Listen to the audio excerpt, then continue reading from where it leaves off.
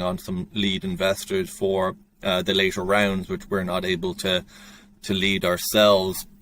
So ultimately what we're looking for is, number one, by far and away, it's founders, our feeling of them. And an interesting question that we like to ask and have our venture associates ask themselves after they meet with the founder is,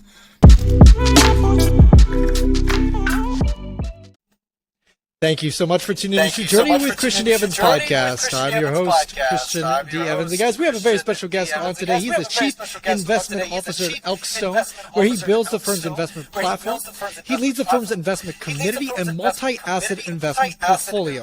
Elkstone is an incredible family office managing the wealth of its principals, with a focus on real estate, venture, lending, and hedge fund. And we have an incredible guest where he's able to unpack the incredible thesis that focuses on the Dublin, Ireland area and the exciting stuff that's going on in that area. He's also former head of trading and hedge fund manager who specializes in niche, inefficient commodity markets. He has been published in macroeconomics research. He's been featured as a thought leader piece on Forbes, reaching in major industry publications, the Wall Street Journal, Bloomberg, and the Financial Times. Please welcome the Chief Investment Officer of Elkstone, the one and only Karl Rogers. How you doing today, Karl? good, thanks Christian, and thanks for the invite to come on with you.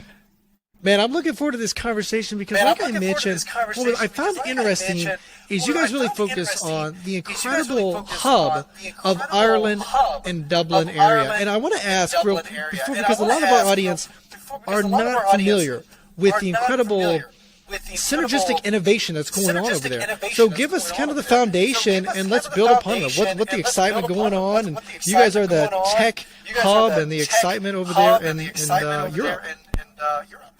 Yeah, it's interesting. So for a little bit of background, I spent nearly 10 years of my career over in North America, and one of the reasons for that is because there wasn't a huge amount of opportunity from a front office investment perspective back then. Dublin in Ireland was really known as a middle office financial hub where, asset managers would open up an office here, but really all the decision making would still happen in the likes of London and New York. Now, that has changed a little on the back of Brexit. One of the big changes there is that UK asset managers have lost their EU marketing passport and therefore do have to open up front office operations within Ireland or another EU country, Ireland being the only English speaking one, to avail of that EU marketing passport. So we've seen a little bit of inflow of more front office investment related roles, but it's still relatively new. Outside of kind of direct front office investments, it really is quite a tech hub and a medical hub. Being English speaking with the skilled workforce, there's 10 out of 10 of the largest tech companies have their European headquarters here. 9 out of 10 of the largest medical companies have their European headquarters here. So there's a lot of very, very large companies that require skilled labor that's set up in Ireland. Ireland's one of the fastest growing European countries from a GDP perspective, and the automatic connector with the US being the nearest to it, and English speaking as well. So there really is quite a lot going on within Ireland, beyond tourism and Guinness, of course. Of course. And so what do you think makes it a breeding ground for an incredible hub in regards to medical as well as technology? Like you mentioned, obviously the incredible high level excitement, as well as just the talent pool that you have access to, but also just because it is it sounds like the government obviously really helps establish the tech hub, if you will.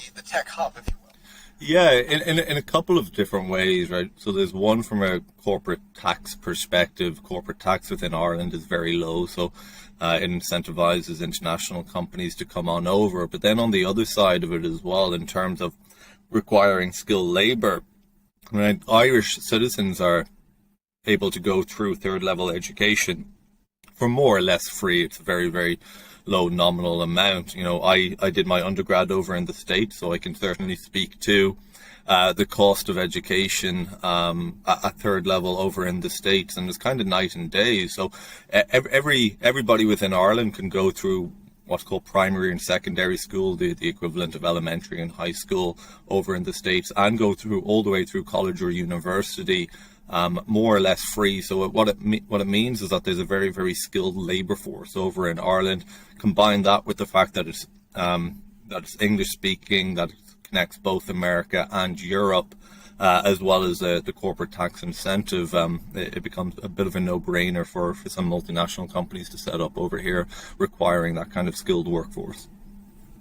That's awesome. And so when you're looking at leveraging a lot of your LPs and working with your LPs, I was talking to someone in Italy, and their VC, because the environment is just not the same, like here in the West, in the U.S., where you have a lot of high net worth, ultra high net worth individuals, and you can leverage a lot of their wealth to, infuse capital in the VC side of things.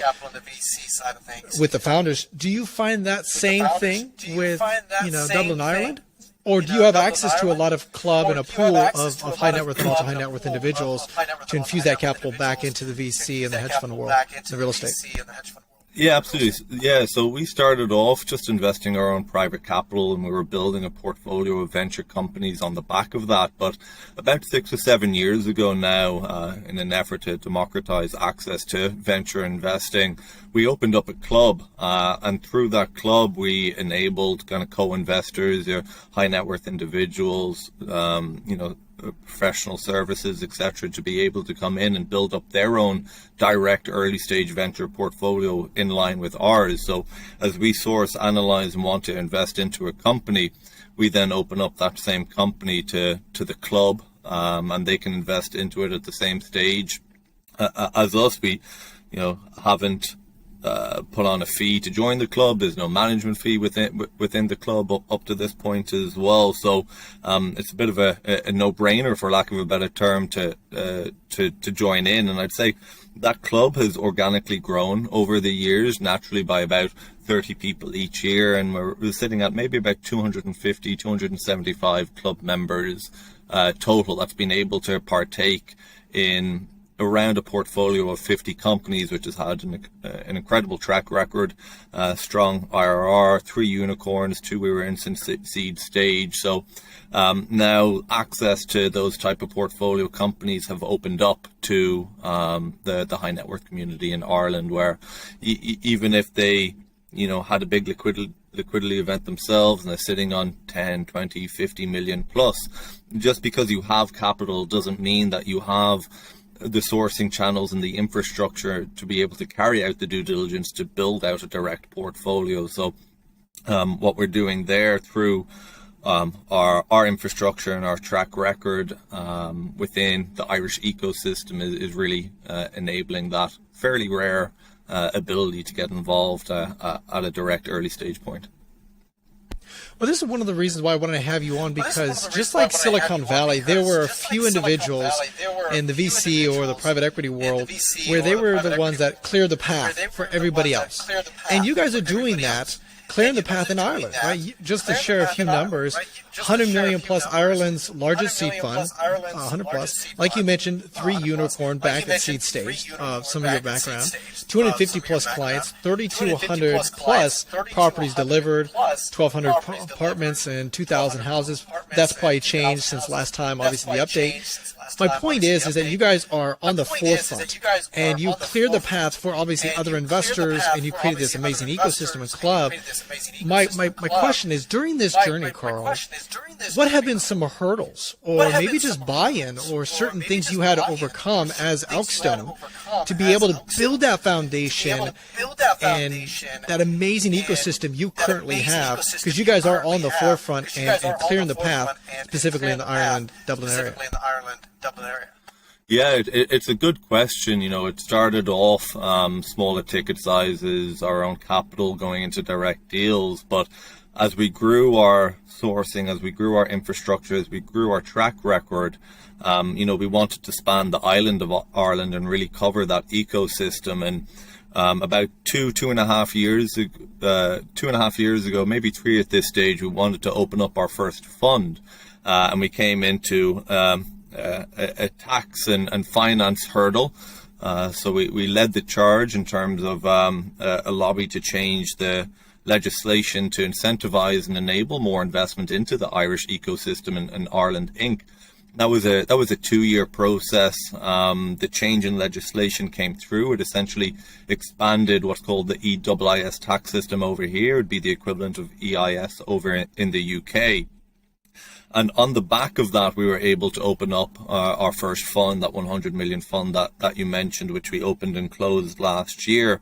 Within that fund, importantly, there are only 2 institutional LPs. So one is Enterprise Ireland, a kind of quasi-Irish government agency that does a lot of investing within the venture space. And the other one is the Irish Sovereign Wealth Fund, because we align with one of their dual mandates of impacting the Irish ecosystem and trying to increase the economic value of it.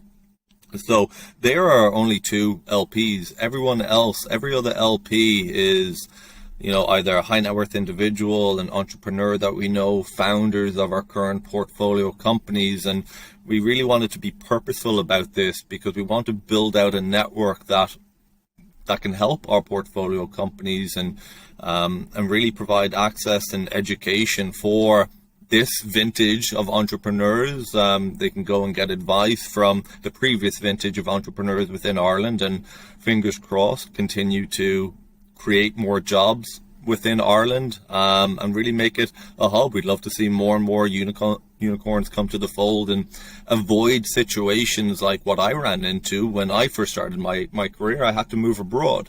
We want to be able to keep the talent at home.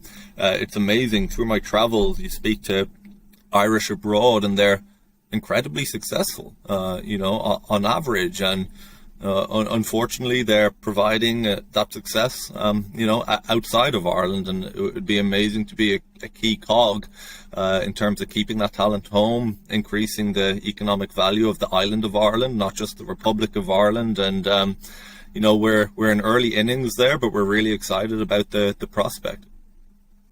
Well, that's why I think it's so fun to see someone like yourself being able to run point guard and clear the path. And you had to work with the government to create some sort of legislation so that it facilitates entrepreneurship and innovation in that area, which is really awesome. Let's dive into your investment thesis a little bit, because you are the one that runs through a lot of that.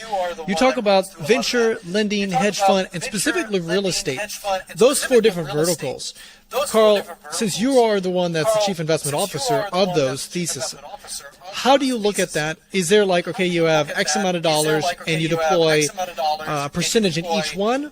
Or is it more of, depending upon at the macro level, where you want to deploy that capital, infuse that capital, you spend a little bit more in real estate versus VC, vice versa? How do you guys look at it holistically in those different verticals or those different buckets? Yeah, it's a good question. So if I take just a step back and really talk about Elkstone as a whole, there's 2 different components.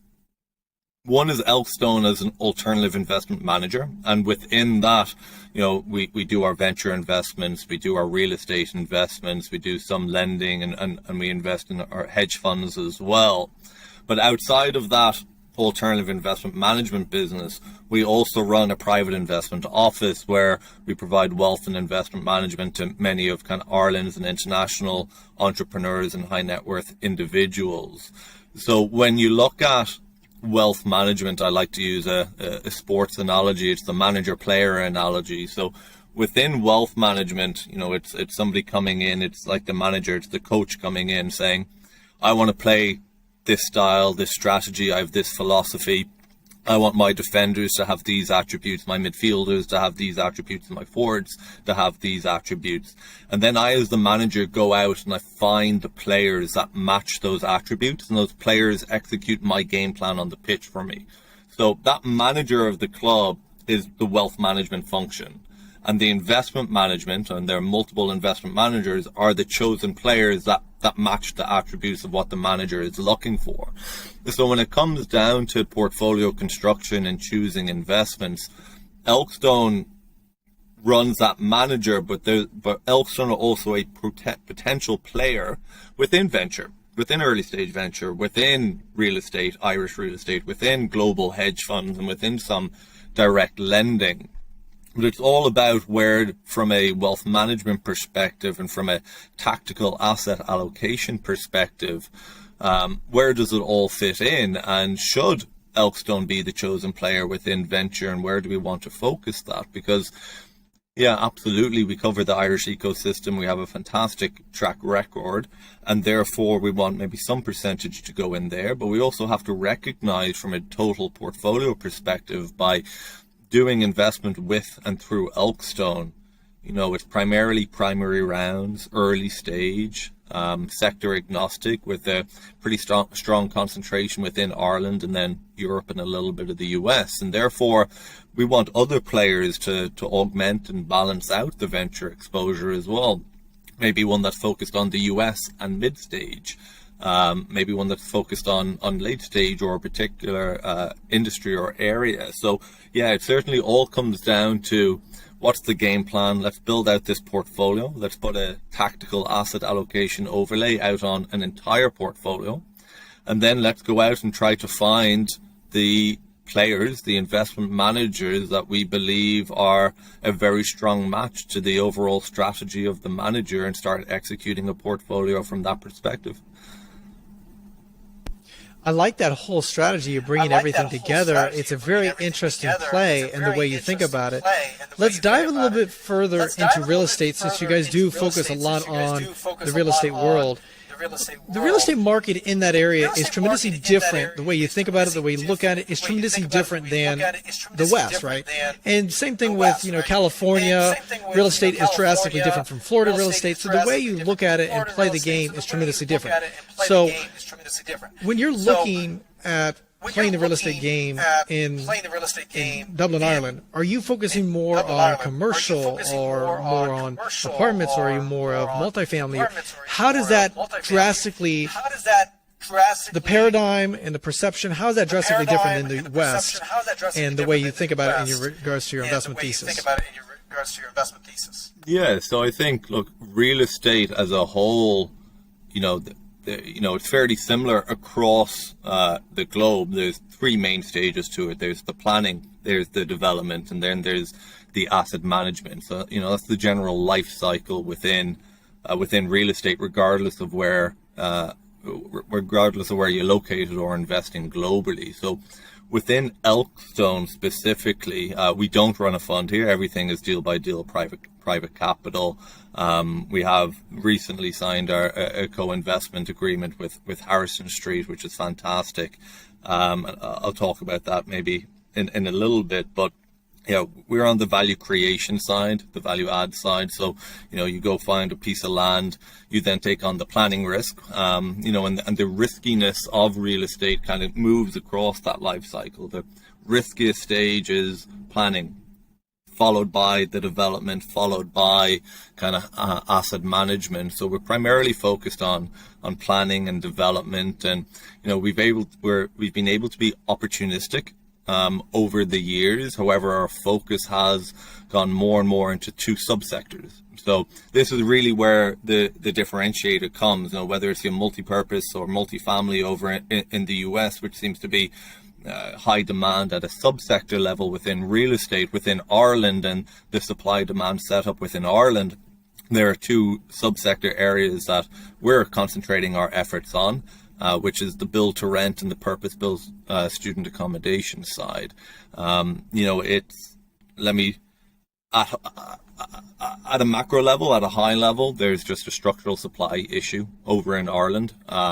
We need units, we need houses, we need apartments, we need student accommodation, full stop. On the PBSA side, the purpose-built student accommodation side, when you look at the demand side of the equation, there's been a little bit of an uplift there. And again, that's coming on the back of Brexit. So European students through the EU Erasmus program, a lot of them used to go over to the UK and England and spend their 1 year there. However, due to Brexit, it's no longer part of the EU Erasmus program. Again, Ireland is the only other English-speaking country, so a lot of students that used to go over to the UK are now coming over to Ireland. So you have, an interesting story on the demand side, an increase in the demand, and you just have a structural supply issue at the same time. The country needs units, and as long as there's the need, then there's an opportunity. That's awesome. So there's this fragmentation of supply and demand, which obviously gives an opportunity for Dublin, Ireland, because of course there is a massive growth trajectory. Here in the West, the IRS, as well as the IRS, go ahead. Yeah, because I was just going to say, we certainly don't focus just on Dublin. It's the whole island of Ireland, and within real estate, we're very active in the four main hubs. If you look north, south, east, and west, the largest cities there. So Cork down south, Galway out west, Dublin on the east, and Belfast up north. We have assets and projects going on in all four of those areas. So we're certainly not just focused on Dublin. In actual fact, within the PBSA, the purpose-built student accommodation space, our focus is primarily on Galway and Belfast. We do have some assets in Dublin, of course, but no, we're all about the island of Ireland and not just Dublin, Ireland. Okay, that makes sense. Thanks for giving me more of that Ireland picture. Here in the West, I was just going to bring this up. There is the IRS where they incentivize the wealthy to deploy capital in this because there are certain things like depreciation for tax advantage purposes. My question is how has that kind of elaborated into the Ireland ecosystem in regards to deploying capital and working with the high net worth to use the similar tactics for, like you mentioned, infusing the capital into that supply demand fragmentation that you're seeing in Ireland. Yeah, it wouldn't be the same, which again is kind of one of the problems, especially when you look at the planning stage, which tends to be the riskiest stage. You're going to struggle to get funding from pillar banks, etc., and therefore you do need private capital. You do need high net worth individual capital in order to help fund, because of course planning is the first stage of supply. You can't bring units on until you get through a planning process, and then there's the development side of things as well. Now, when you get into the development side of things, depending on the size of the project, of course, there's more avenues and access to funding available for those larger scale projects, which is what we're moving into. But still on the planning side, it's very, very difficult. And ultimately, if you don't have the sources of funding or funding incentivized, it's going to be very, very difficult to get through that stage. And really, that's where private capital and the likes of players like Elkstone is very important, because without planning and without people being able to put private capital into those types of projects, you're not going to get supply if you don't have development, and you're not going to get development if you don't have planning permission. This is so good for our audience and myself to understand the opportunities outside of the U.S., as well as just the different way you think about this in regards to seeing there's a massive opportunity.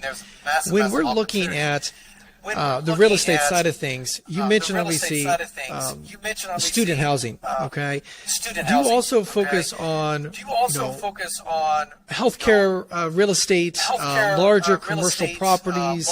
Do you see like a value add in those circumstances, or again, is that just a different investment thesis?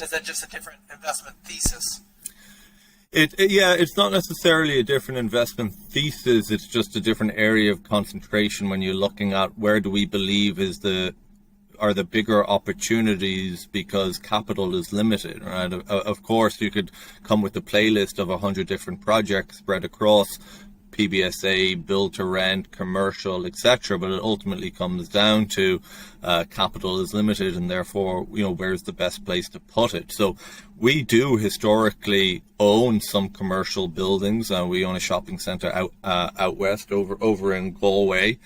And we recently looked at a different commercial building as well. So we're certainly not saying no to it. One of the nice things about private capital and not running a fund is that you're not tied down to a very strict single mandate, and therefore we have the ability to be quite opportunistic. So what I would say is, at the core, we believe that build-to-rent and purpose-built student accommodation, because of the supply and demand dynamics within this country, is the optimal place to be putting capital in. But at the same time, one can be opportunistic and continue to look at commercial assets, look at how we can add value. One of our commercial assets, it's a shopping centre.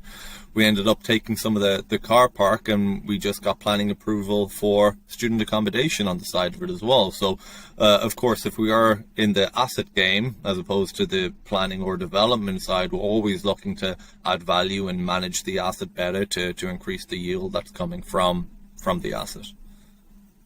Okay, that makes more sense in regards to you see all these different verticals, you see all these different industries, and you see the opportunity as the highest in the student housing. That's why obviously infusing capital in that regard, which is really cool. I want to dive into a little bit of the VC now, because you mentioned there's very industry agnostic, but you really focus on the tech and medical, because overall there's a lot of talent acquisition there, which is really awesome. So with that being said, you mentioned also you focus on pre-seed, pre-rev, Series A, before Series A. So when you're looking at these, I would imagine there's a lot, everybody's looking for money now, and you really have to filter those and find the winners out of those. And you've obviously had 3 unicorns in Ireland, which is really incredible results.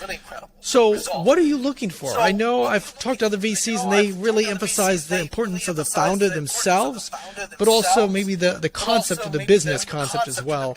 So let's dive into that. I want to understand how you look at it, and Elkstone, how they filter through that process. Yeah, absolutely. So to set the scene, as you mentioned, we're early stage investors. So generally we like our first check to go in at seed or pre-seed, and the latest would be kind of pre-A or A. So we are certainly focused on that early stage. As you mentioned, we are sector agnostic, and within our portfolio of 50 or so companies, we've everything from healthcare to medical, strength and conditioning, training, prop tech, AI, etc. So ultimately, when you're looking at that early stage, you're looking at the founders. Do we believe that they have the technical expertise? Do we believe that they have the network? And really importantly, do we believe that they have the ability to execute on the game plan? Because in the early stage, you don't necessarily have product market fit. You don't necessarily have a proven business model where it becomes just about scaling it. You're really talking earlier on, and because of that, because you don't have those signals, those trade signals that come from product market fit and proven business model, you're looking for hungry founders that have the technical expertise that they're going to require some help, and that's where we come in as well. We're very founder focused. We really try to open up our network and help the founders whenever we can. We put on founder mentor events. We utilize the family office network that we have at a global scale to really help the companies in their earlier stage. We help set up their boards, provide some governance, and then ideally also help kind of reach into our bag of venture relationships and venture capital relationships, and help to try to bring on some lead investors for the later rounds, which we're not able to lead ourselves. So ultimately what we're looking for is, number one, by far and away, it's founders, our feeling of them. And an interesting question that we like to ask and have our venture associates ask themselves after they meet with the founder is, would I like to work for them? Right? If the venture associates come away and say, wow, they really knew their stuff, they were high energy, they had a solid head on their shoulders, we think they can execute, I'd definitely work for that founder. That's a question that we like to prompt as well, to try to get a gauge of the founder themselves. Other areas, we look for not necessarily tech, but tech enabled. We like capital light. It facilitates, quicker growth and global growth. And so although we are looking for Irish founders and Irish companies, we're certainly looking for a product or a company that can scale globally and scale relatively quickly. And when you look at, more like software versus real assets tend to be very capital intensive in terms of their scalability, and therefore we've leaned away from that area and do prefer, tech enabled and capital light to facilitate that scaling. But ultimately it comes down to the founders, the ability to execute. One way that I call it, I don't know, Christian, do you play poker? A little bit, yeah. Okay, so one way that I like to say it is, look, Texas Hold'em, because you're investing in companies at such an early stage. I like to use the Texas Hold'em, right?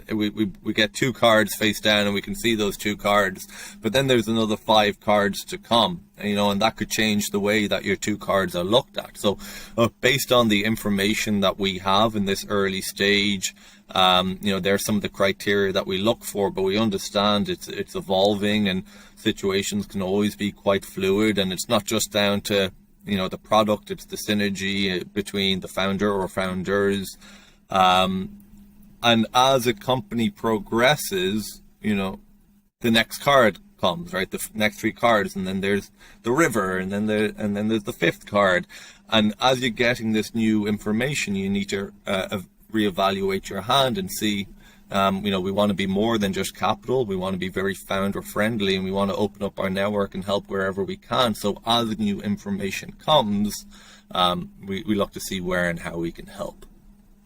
Well, I'm so glad we talked about this, because we've talked a lot on this podcast about the front-end filters. But I think it's really important to navigate, and I love what you mentioned, where just the Texas Hold'em kind of analogy, where it was like, hey, you know what? As you bring in more cards and release more cards available, then all of a sudden that data and the way you look at your cards are tremendously different. And that's the same way that you look at your company. As the feedback loop establishes, then it really helps you start saying, okay, hey, where we were a year ago is drastically different where we are now and where we need to look at. So let's kind of navigate through that, Karl. When you're having these conversations, you obviously say you're very founder focused, which is awesome. You have incredible Rolodex of family offices, of VCs, a lot of resources you bring when you align yourself with these founders. When there are those tough conversations, Karl, where it's like, hey, you know what? We deployed a lot of money, a lot of capital towards you. We've helped you, but we haven't seen those maybe positive EBITDA, or they haven't grown, or they haven't gone to go to market. They put a lot of money back in R&D. Like, there's certain red flags that are happening in that relationship. What do you guys do to make sure, hey, you know what? This opportunity is not the best. Maybe we need to infuse our time, attention, and resources to other companies that are producing a good return, that are producing, and we're seeing some really good results. How do you navigate that? Yeah, absolutely. Every funding round, if we just bring it back to that Texas Hold'em analogy, let's just call it the first check-in, we had the 2 cards face down, so that's the information that we have, and things progress, the company progresses, now they're at the next funding stage, and we have the decision to make whether we follow our money or not. And it's really important that good money doesn't follow bad money. Every single time we make an initial investment, we always really like it, but new information can come, and as a rule of thumb, roughly 50% of companies that you invest into, will likely go to zero, as how the venture game works. So, deaths within the portfolio aren't uncommon. And even when you're looking at a fund versus direct investing, there's always from a portfolio construction perspective, there's always a portion of capital that's held back for follow-ons as well. As you get through the initial portfolio, you start to see who the emerging winners are, and then you want to follow your good money after good money, as opposed to good money after bad money. So although we always take at least an observer seat on the board to stay very close to the companies and really try to help them. We're there as a resource for them whenever they need something. Usually they need you for negative news as opposed to positive news, but we're always there to help. And then one of the other tools that we and all venture funds or private investors have is the ability to further support what we believe are the emerging winners when it comes down to it. And for many of our companies, we absolutely did our follow-ons at the A, the B, the C, the D, and then there were other firms that we just felt like putting our money in a follow-on wasn't the best use of that capital for us and the other club members as well. And they're the decisions that you need to take as an active investor, an active portfolio manager. And the club members that we have that co-invest with us, understand this and put their trust into us as well to make the appropriate decision with theirs and ours best interest at heart, because we're all financially aligned. We all invest into the same thing.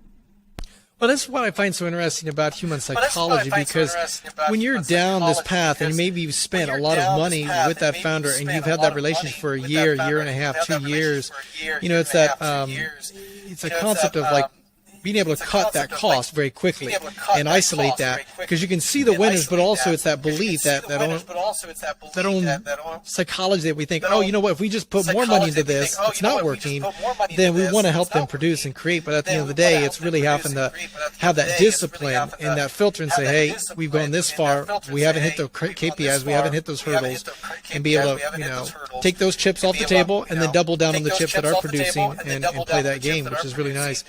Karl, I want to ask you also, when you're looking at, scaling these companies, okay, I'm curious, you mentioned this previously, there's certain countries that obviously are very, very consumable, okay? And West and the U.S., we love to consume shit all the time.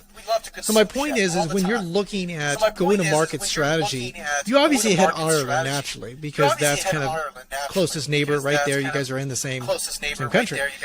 You also like to hit the U.S. and say, hey, what is our go-to-market in the U.S.? Because again, we know the profit margins and the opportunity of scale is high. I'm not saying like the West is the golden ticket. I'm just saying that you look at other external countries outside of Ireland to say, hey, this VC has the trajectory of really being able to scale beyond Ireland, because you understand that margin and growth.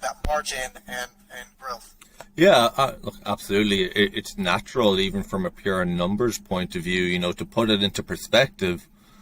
1% of the US population. So if only 1% of the US bought your product, bought your service, that's more or less the equivalent of the entire country of Ireland.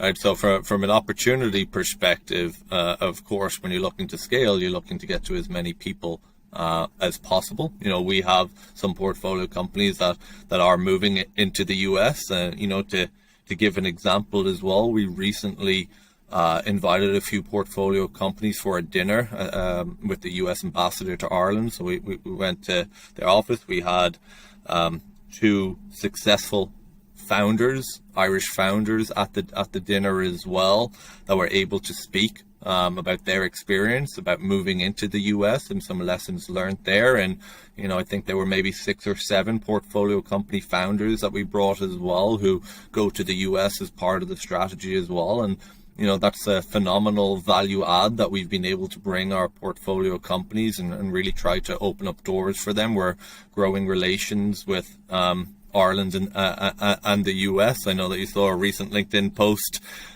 where some of the team went over and met President Biden as well.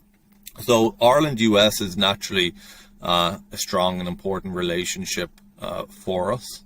And then at the same time, we have another portfolio company called Output Sports. They're in the strength and conditioning space. America is natural for them, and I can speak to this because I originally went over to the US on a tennis scholarship, so I did the whole NCAA thing and understand firsthand how big sports is. And even just walking around the high schools, seeing the infrastructure, the stadiums, the quality of the fields and pitches. And I remember walking around thinking, how is everybody not a professional athlete when you grow up with this kind of infrastructure and the kind of money that goes into it?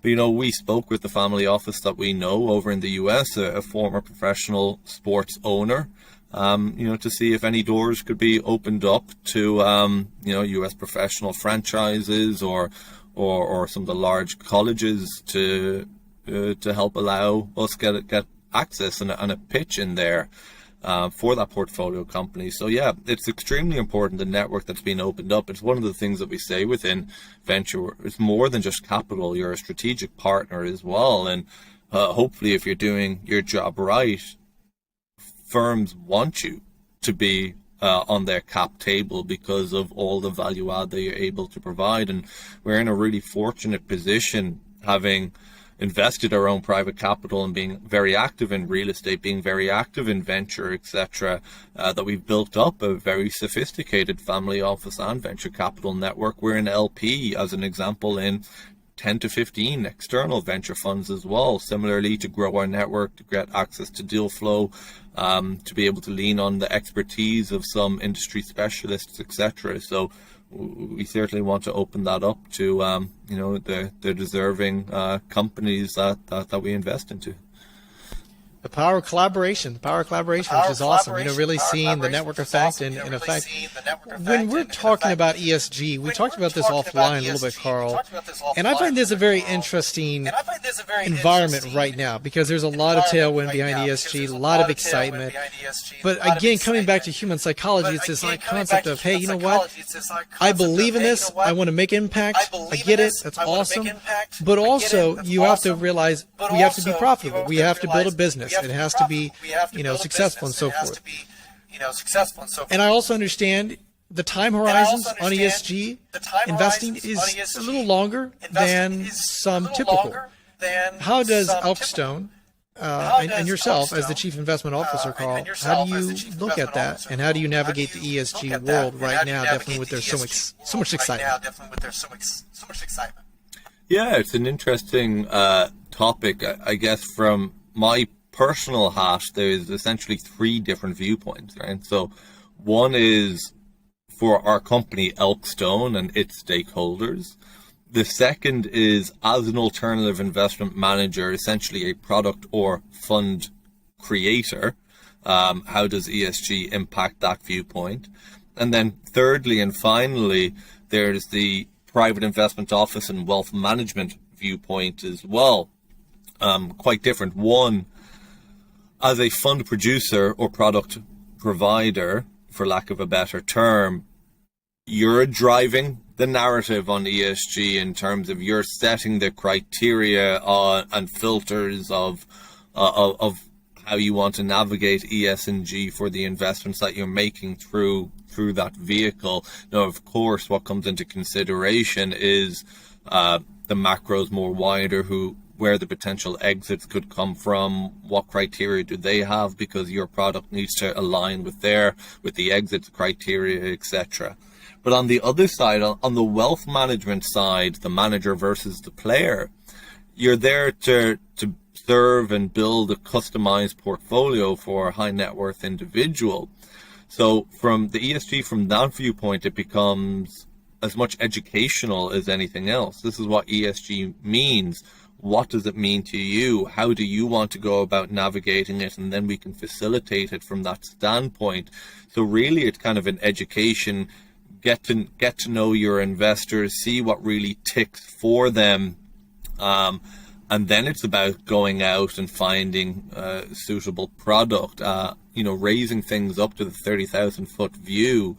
We're kind of running before we're walking within ESG. It's an absolutely lovely thought and theory, but it's similar to you study in your masters and it's theory, and then you go out into the real world, and within your masters or within your undergraduate you learn the CAPM model. You get told that markets are rational, and then you come out and you see everybody do their own thing, and sometimes there's some head scratching investments that are made, and you quickly realize that markets and people aren't rational. We're not robotic.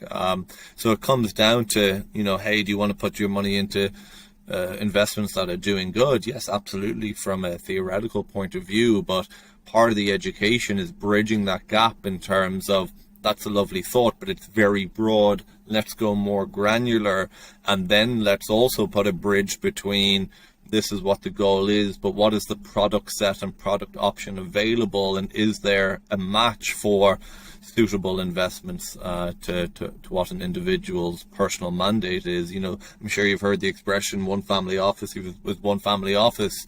Very similar in ESG. There's tons of components within E, S, and G, and therefore it's very, very personal. And an ESG mandate for one individual is going to be different for all the other individuals, and therefore from a wealth management perspective, it can't be a one-size-fits-all framework and setup that's needed. It is a very much individual, personal, get to know you, educate, and let's go from there.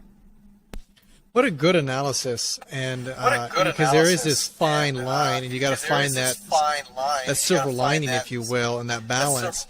You mentioned something in the VC world I want to look back on, where you said you want to gravitate away from capital-intensive investments.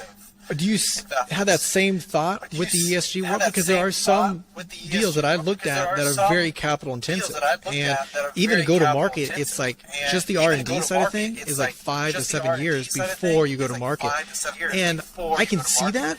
But you have to take a big risk, and I just want to see, like, obviously there are some individuals that are willing to. You know, you got the Bill Gates that you see that long 50-year timeline. He's not looking to return investments, et cetera, right now. So it's a different, investor. But I'm just curious. You guys are looking obviously at a certain time horizon. Do you gravitate away from those capital-intensive ESG impact investing thoughts? Yeah. So. As a rule of thumb, yes, but I'm going to speak both sides out of my mouth here, unfortunately. So as a rule of thumb, yes, but we have actually made an investment into a company that lines up with what you mentioned, called Standard Gas, which is quite capital intensive. But if we're to take a step back and really think about ESG, I'm not going to make an investment into ESG just because it says ESG. But there are a lot of industries and areas that I think an interesting supply-demand dynamic picture is being created due to a tailwind of whether it's a component of E, S, or G.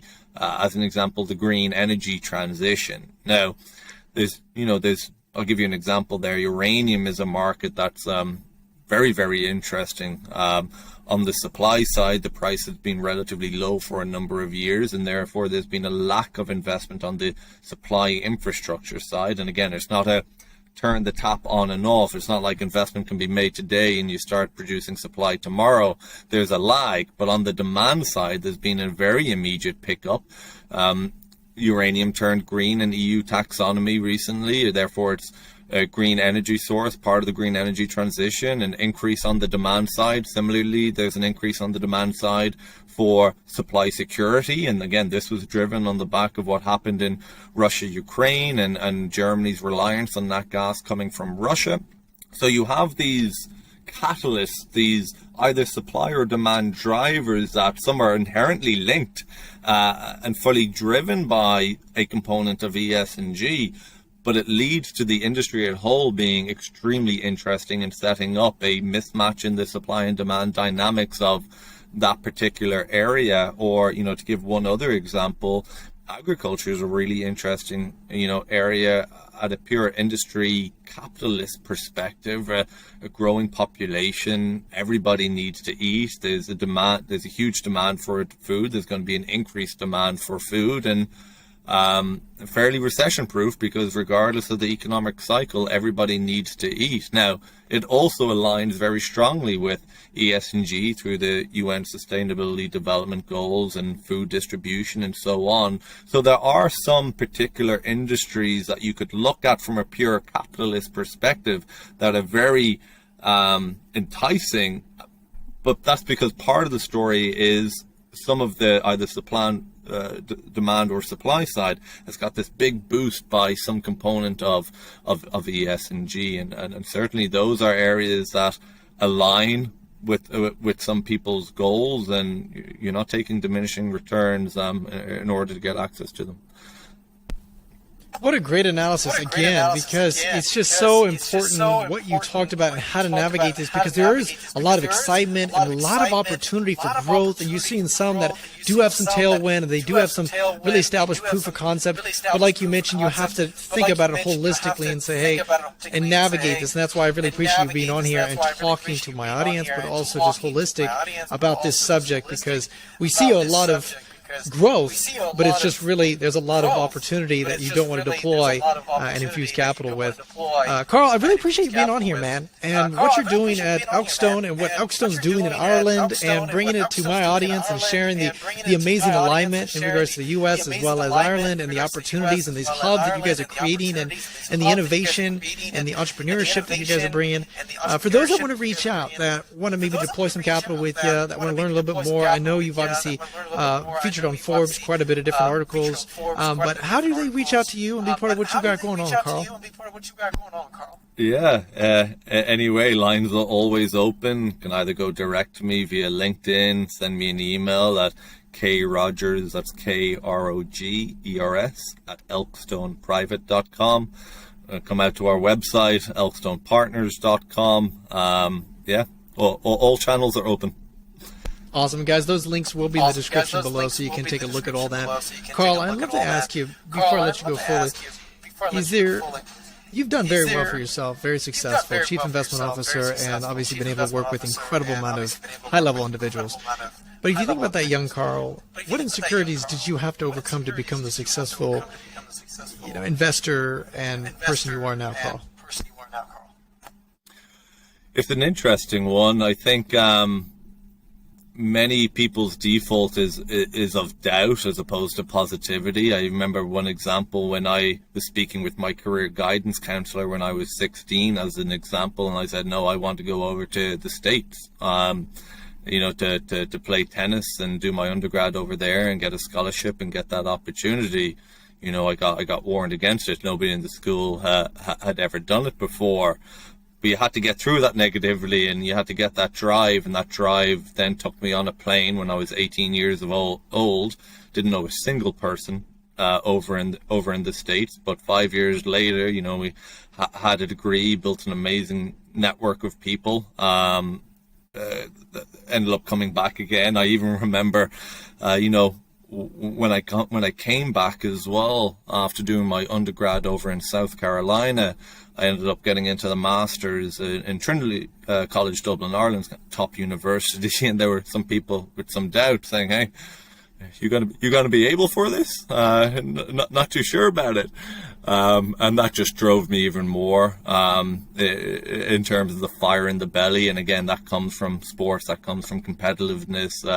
It's one of the reasons I'll be throwing my kids into every sport. It's not just about winning and losing, but it's understanding the challenge, overcoming losses, learning, not wanting to see a B, not wanting to see a C, really that competitive edge that comes with it. And one thing that I remember that always stood out, because part of my career, I nearly felt like a parcel or a package. I did 4 years in South Carolina, I did a year in Connecticut, I did a year and a half in Ireland, I did a year in Boston, 2 in Canada, a year in New York. And it was always you hear a lot, if it's meant to be, it will happen. And I always hated that. I said, no, it's not just going to happen. You have to do something about it. You say, if this is my goal, I don't care how I'm going to get there. It might be a windy path, but I will get there. And you need that drive. You need that fire in your belly. It's not always going to be a straight path, and nothing is going to land on your lap without going out and getting it. I'll finish off here, but I'll give one example. When moving back over to Boston, I got an internship for a prop trading firm. I don't think I ever told the founder or the hiring manager who told me about this. So if they're listening, it'll be the first time that they've heard. So when you finish a degree in Ireland, within 12 months, you're allowed to get a 1-year work visa over to the States. So I was told on a Tuesday evening, I think it was, that I received the scholarship. I received the internship, and work starts in Boston on the following Monday, 6 days later. Knowing full well I could never get a visa on time, I said, no problem, boss, see you there on Monday. Friday evening, I left it as late as possible because I didn't want to give them the opportunity to take on something else. I called them to say, look, there's a delay in the visa process. Loads of people are applying to head over for summer holidays or something like that, because it was around June time. And he said, okay, that's no problem, but can you be here the following Monday, 1 week later? And again, I knew in my head 50-50 at best, but I said yes.